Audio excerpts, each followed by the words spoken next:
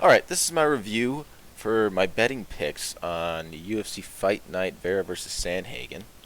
First thing, this fight didn't happen. This fight was actually pretty good. I had Salvador in this one. He ended up losing this. I thought it was a pretty good fight. I also thought that Salvador got the first 2 rounds of that fight.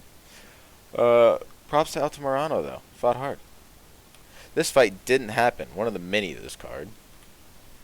CJ Vagaria versus Lacerda. Oh, this was a great fight. It kind of went down exactly like how I thought it was going to go down. Lacerda cracked CJ in the beginning of this fight.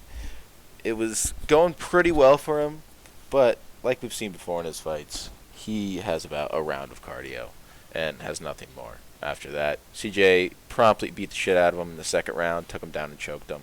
I was going to play the CJ Vagaria by sub in the second round, but I didn't. Next time I will. Oh, Trevin Giles versus Preston Parsons. I got this live at plus 110 and took home the money. Preston Parsons fought way better than I thought he was going to. This line was actually really good. I was making fun of it in my preview video. But Giles got it done. I felt like he won most of the rounds. Could have been 3-0, but it was very close. Parsons just went for takedowns and didn't do enough damage. Oh my god, this was one that I lost. This was terrible. Steven Peterson. I should know to never bet on a guy with shorts this long. It's not 2005. Come on. Lucas Alexander looked like an absolute killer, though. But Steven Peterson decided to be a heavy bag that night and got the shit kicked out of him. This is another one that I lost. Tucker Loltz kind of did not look very good. Just got the shit kicked out of him in the first round. Ended up getting finished in the second. Yeah. Took an L on that one. This line was terrible. Ooh, Chidi Njokuani versus Duraev. This fight was something else. Chidi threw 4 punches the entire fight. Don't know how he thinks you're supposed to win fights like that. Props to Duraev, though. He just banged it out. He stood up with Chidi for a lot of it, which was really surprising. I thought he was just going to hug his nuts. Also, I thought that Chidi had really good takedown defense, and he doesn't. I did say he couldn't get up once he gets taken down, which is exactly what happened in the first round. But props to Duraev for not making this a snuggle fest and just living up to his Russian heritage. This fight didn't happen.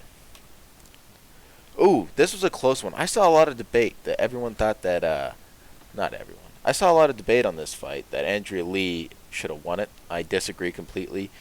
Macy Barber got taken down a lot, but she did most of the damage there. So it was kind of a terrible line, which I think I talked about. Minus almost 300 is terrible. Andrea Lee's a really good fighter, and she was taking her down constantly, but just not doing any damage on the feet or on the ground. Oh, Nate the Train versus Austin Lingo. This was a great fight.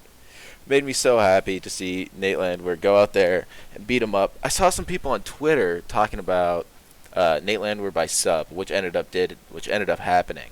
I didn't take that either, but I think for this next fight I might take it because he has great chokes once he cracks people.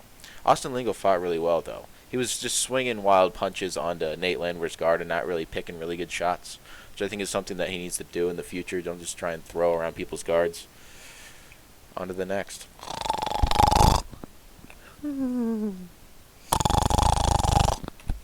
Alright. Main event went exactly how I thought. What I saw out of Corey Sandhagen in his Song Yadong fight is he just shot takedowns, almost spammed them at moments. Vera is a slow starter. He got taken down in the first round and sat on, had no intention of even getting up. Somehow was just cutting the shit out of Corey Sandhagen from bottom. Don't know how he was doing this. I thought he got a 10-8 on the first part of this, or in the first round. Second round, Corey took him down, did the same thing again, dominant round. 3 was the closest, in my opinion. I think 3 and 5 were the closest. 3, I still thought went to Corey Sandhagen. 4, Corey beat him up again, but Vera started to pick up some speed at the end of that round. Into 5. 5 was probably the second closest, in my opinion. I still thought Corey won 5-0.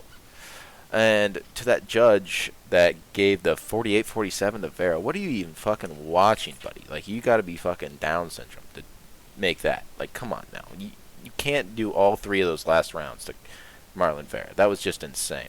I'm happy to see Marlon Vera calling out fights right off the bat, though. Excited to see him versus Jan. I don't think they'll make that fight, but that would be such a lovely fight to watch.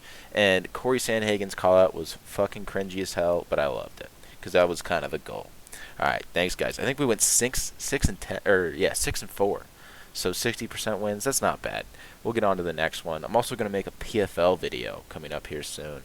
Thanks guys.